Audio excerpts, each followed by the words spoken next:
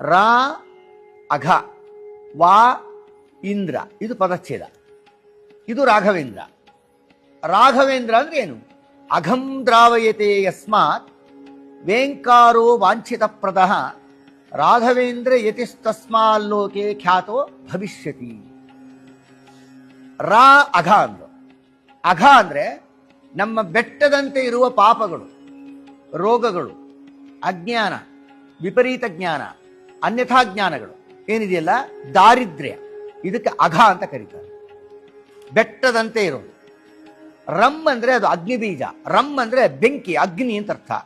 ನಮ್ಮ ಬೆಟ್ಟದಂತೆ ಇರುವ ದಾರಿದ್ರ್ಯವನ್ನ, ಅಜ್ಞಾನವನ್ನ, ರೋಗಗಳನ್ನ ಕಳೆಯುವ ವಿಷಯದಲ್ಲಿ ರಾಘವೇಂದ್ರ ಸ್ವಾಮಿಗಳು ಅಗ್ನಿಯಂತೆ ಇದ್ದಾರೆ. ನಮ್ಮ ಸಮಗ್ರ ಪಾಪಗಳನ್ನು ಸುಟ್ಟು ಹಾಕುವ ಸಾಮರ್ಥ್ಯವುಳ್ಳವರಾದ ಕಾರಣ ರಾಘ ಅಂತ. ಸರಿ, ಪಾಪ ಏನೋ ಸುಟ್ಟು ಹಾಕ್ತಾರೆ, ಮುಂದೆ ಏನು ಅಂತ ಇಂದ್ರ ಅಂತಿದೆ. ರಾಘ ಆಯಿತು, ವೇಂದ್ರ ಇದೆಯಲ್ಲ, ವಾ ಇಂದ್ರ, ವೇಂಕಾರೋ ವಾಂಛಿತ ಪ್ರದಹ. ಅಘ ಬೆಟ್ಟದಂತೆ ಇರುವ ಪಾಪಗಳನ್ನ, ದಾರಿದ್ರ್ಯವನ್ನ, ಅಜ್ಞಾನವನ್ನ ನಾಶ ಮಾಡುವ ವಿಷಯದಲ್ಲಿ ಅಗ್ನಿಯಂತೆ ಇದ್ದಾರೆ.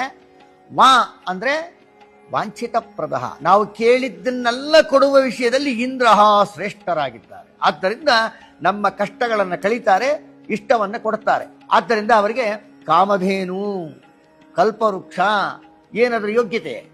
ಕಾಮಧೇನು, ಕಲ್ಪವೃಕ್ಷಗಳು ಕೇಳಿದ್ದನ್ನೆಲ್ಲ ಕೊಡ್ತಾವಲ್ವಾ.